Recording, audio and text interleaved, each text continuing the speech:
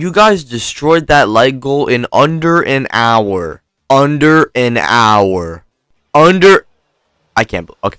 What's going on, guys? My name is Tylearn, and today we are going to be diving into part 2 of what if BARDOCK fled to NAMEK due to you guys destroying the light goal.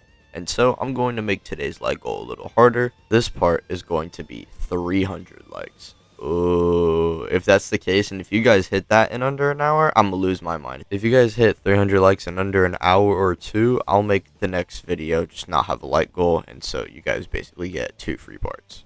Or technically the 2 final parts, as we only have 4 parts to cover this series. Today's part is covering the Android through Cell saga, and be sure to go check out part 1, which will be linked in the description, and then you can come back here and watch part 2, and also subscribe if you are new to the channel, and hit the bell icon, that way you are notified and updated when I upload, and subscribing helps me, as the majority of my viewers aren't even subscribed. And with that being said, ladies and gentlemen, let's just dive into this what if, and I hope you guys do enjoy the video. Hey, collecting rings like I'm Sonic. Bitches wanna party. My wrist getting heavy, so I got 'em on a diet, yeah. Flex like I'm Hogan. The oven's coming over. Yeah, we respect. We start our story off with Trunks heading back into the future timeline, and then now waiting 3 years until he can return to the past. Trunks would then look up to the sky as the screen fades into a flashback. And this is basically my way of saying, oh, this is what happened in the future Trunks timeline, by the way. We see everyone mourning the death of future Goku, which in this timeline pushes BARDOCK to become the main defender of Earth after just adjusting to his new condition. Soon after this, the androids attack, leading into everyone falling except for BARDOCK, Nail, and Gohan. Nail and BARDOCK are actually able to hold their own against the androids, and Vegeta was too. However, Vegeta just succumbed to the android stamina. And this would then lead into BARDOCK and Nail trying to work together to defeat these androids. However, 18 would manage to catch Nail off guard, which distracts BARDOCK, allowing 17 to get the upper hand. We can say maybe Gohan tries to help fighting, leading into 18 hurting Gohan, and Nail, obviously having Piccolo inside of him, is going to be very protective, leading into him dropping his guard. And by this point, BARDOCK is beaten into a pulp along with Gohan and Nail. However, Nail has the most energy out of everyone here, and as 17 is about to kill BARDOCK, Nail would rush at 17 with a punch, sending him flying into a building, and at that point he would then blast 18, who is trying to finish off Gohan. Nail tells BARDOCK and Gohan to go, and reluctantly doing so, BARDOCK runs away, witnessing his friend sacrifice himself in the 2v1 match against himself versus Android 17 and 18. He would manage to do really well against these two though, however they just simply outlast him, and Nail, while weakened, dies. Similar to what I did in my future Vegeta what if, Gohan and BARDOCK would both decide to train hard until Gohan manages to tap into Super Saiyan, which makes BARDOCK think they are ready. They would head first into a battle with the androids, and they would both get completely dropped on their skull. 17 even tries to blast Gohan away, but BARDOCK at the last second would then save Gohan, but in sacrifice, losing his arm. At that point, BARDOCK then tells Gohan to run away and that he's the only one left to save the future. BARDOCK, enraged, would then try and fight the androids like future Gohan did with one arm, and would fall in the process. However, he isn't going to drown in a puddle like a bozo. And after this, really, the only difference is that future Gohan is stronger due to him training with BARDOCK. However, he still loses via the 2 androids just jumping him. And especially if future Gohan gets one arm again, yeah, it's going to be game over for him, just like in canon, and he's going to drown in a puddle like a bozo. The future timeline begins to align with its canon self after BARDOCK's death, and this would then lead into Trunks waiting for the 3 years. Speaking of, let's get into the 3-year time skip for our present Z fighters. Currently, BARDOCK is moved to Goku's house and has a nice little crib right next to the Sun family, allowing him and Goku to bond and work for Chi-Chi, and BARDOCK is quickly welcomed into the Sun family. BARDOCK, Goku, and Nail would train hard with each other, and Gohan's obviously in the training, and speaking of, I think BARDOCK would even help Gohan attain Super Saiyan. This is because BARDOCK did see a glimpse of Gohan's rage and knows how useful it could be in a fight like this. And we know that Super Saiyan obviously is a transformation of rage, and BARDOCK can easily just put 2 and 2 together, and not to mention there is a possibility that all the Z fighters just die to these 2 opponents, so they're going to need all the assistance they can get in this timeline, and Gohan being a Super Saiyan would be very useful. And I believe by the end of the 3-year time skip, with a stronger BARDOCK, a way stronger Namekian than what Gohan was training with, and a stronger Goku, Gohan would have achieved Super Saiyan. Vegeta, unlike Goku, Gohan, BARDOCK, and Nail, isn't going to be getting stronger than his canonical self, and is rather just going to be relative with him, meaning Nail, Goku, and BARDOCK surpass him in power, and Gohan is pretty close into surpassing him as well. Also, Nail in this timeline might unironically just be relative with Kamikolo or Kami fused Piccolo because of the fact that he not only fused with Elder Guru, but he would just be stronger than the Piccolo that fused with Nail already to begin with. Okay, let's get into the Android arc. Now, we would have Android 19 and 20 still attack the city, leading into Goku facing off against 19, getting sick. However, this time, Gohan would step in and would be enraged seeing his father fall, allowing him actually getting the strength that is needed to defeat 19. Jiro attempts to escape, but Bardock and Nail aren't having this, and Bardock would go Super Saiyan and immediately rip off his hand, similar to what Piccolo did. Vegeta then arrives at this point, distracting Bardock and the Z Fighters, allowing Jiro to escape. And now Jiro isn't going to try and steal any extra energy due to already missing an arm, and he doesn't want to risk dying since these Z Fighters are a lot more powerful, so Jiro is a lot more cautious and isn't going to be taking that risk. This means Jiro still frees 17 and 18 like in canon, and 17 and 18 would then take on the Z Fighters, with 18 facing off against Vegeta, with that fight ending up the same. While Bardock would then challenge 17 and insists on taking him on alone, and if he does fall, then Nail can take up a spot. And at that point, the two Saiyans then combat the two androids, with both Saiyans initially doing well. However, due to the Super Saiyan drain and the androids showing off more of their power, they would be overwhelmed. Trunks tries to avenge Vegeta while Nail avenges Bardock. However, Trunks would just fall like in canon, whereas with Nail would actually be able to overpower 17 initially. However, 16 would then come in to save him, who's stronger than 17. And yeah, I know some of you are going to be like, well, Nail is stronger than 17 too. Well, now he's getting 2v1, so he's going to be losing this fight regardless. And the Z Fighters fall, and Krillin still gets kissed on the cheek by 18.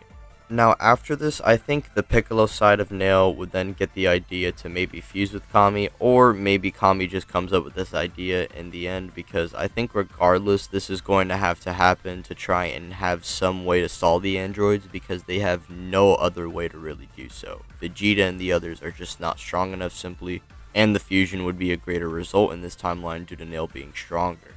After fusing, he would still go on to interrogate Cell, however Cell would just use Solar Flare and escape, and he would absorb multiple cities, probably more cities in this timeline, seeing Nail's strength, allowing him to actually overpower Nail, or he could just use a Solar Flare and just go on to absorb 17. Regardless, he is going to be emerging into a semi-perfect state, which would allow him to surpass Nail and everyone else on the island at that point.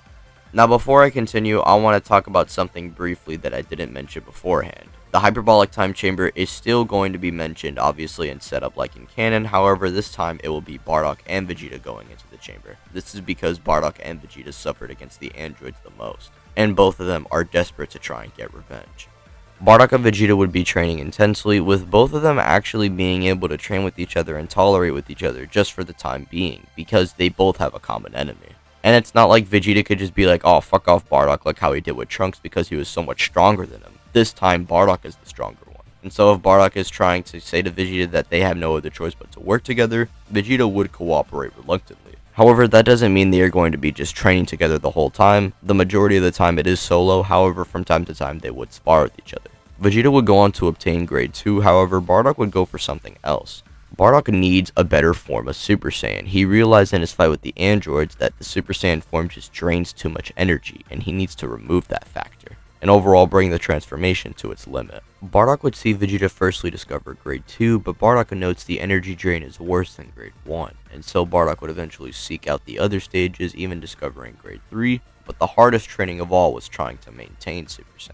Vegeta, seeing Bardock trying to focus on this, thought it was stupid initially and a waste of time, as power is the easiest step to the top. Now Vegeta and Bardock would emerge from the time chamber around when Goku saves Tien and Nail, and Vegeta would be stronger than his canon self due to him actually training with Bardock from time to time, and Bardock initially looks to be just kind of relatively above Vegeta, but what everyone else doesn't know is that Bardock has a trump card. Vegeta would go on to fly out to stop Cell, whereas with Bardock he would just teleport to him via instant transmission, and the only reason Vegeta doesn't go with him is because he just simply doesn't want to teleport with Bardock. Meaning Bardock gets to Cell first, and he would power up into grade 2 initially in beating up Cell, and when Cell powers up into his full power, Bardock believes he should do the same, and Cell would be shocked. He can't believe this isn't even Bardock's full power, and Bardock says no, this isn't even close to it.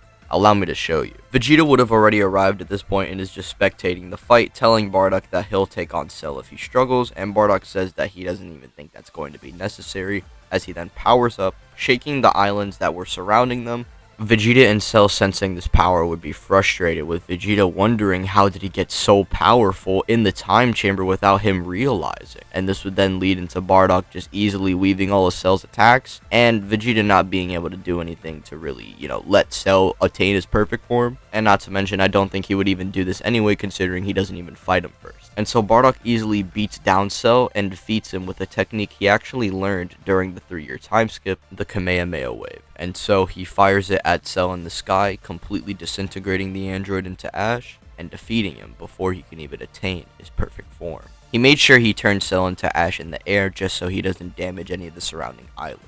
18 lives thanks to Krillin, and 17 is revived afterwards, just like in canon. And as for Trunks, he would go into the time chamber alone or with someone like Nail, since he needs some gains. And Trunks still achieves grade 2 and grade 3, which allows him to defeat his androids and save his timeline. Vegeta wouldn't quit fighting, while Gohan wouldn't go Super Saiyan 2, but he would have mastered grade 4.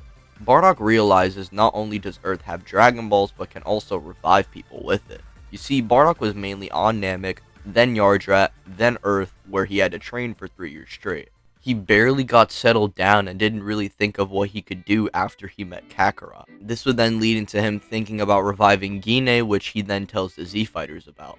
The Z-Fighters aren't really against this idea, with Nail full on supporting Bardock, telling him that he deserves happiness. This is just a nice little moment to show how far these two homies have come. And so I'm going to say here, instead of Dende becoming Guardian, Nail decides to actually pick up the mantle himself, since this was kind of his arc that was building up for him. He was the main defender of Namek and did whatever it takes, and now has a life of his own and is willing to commit to this planet just how he did for Namek. And so probably a few days pass with Nail trying to get this Guardian stuff down, and he's even able to amp the Dragon Balls thanks to his power. So now the balls are basically going to be used just like how Dende was able to allow them to, but probably an extra wish on top of this, since Nail is a lot stronger than any of the other Guardians that we've had. And so the Dragon Balls are used to revive Gine, and she's teleported to the lookout, and she would then see her husband and her grown-up boy standing before her. And that's where I'm going to be ending things off for right now. I hope you guys enjoyed the video, and if you did enjoy this video, leave a like and subscribe to the channel and hit the bell icon, that way you are notified and updated when I upload, and be sure to suggest any videos you would like me to do in the near future. Let's also hit the like goal soon so we can get part 3 soon, along with following me on Twitter, which will be linked in the description. Thank you guys for watching the video. Have a nice rest of the day, everybody. Peace out.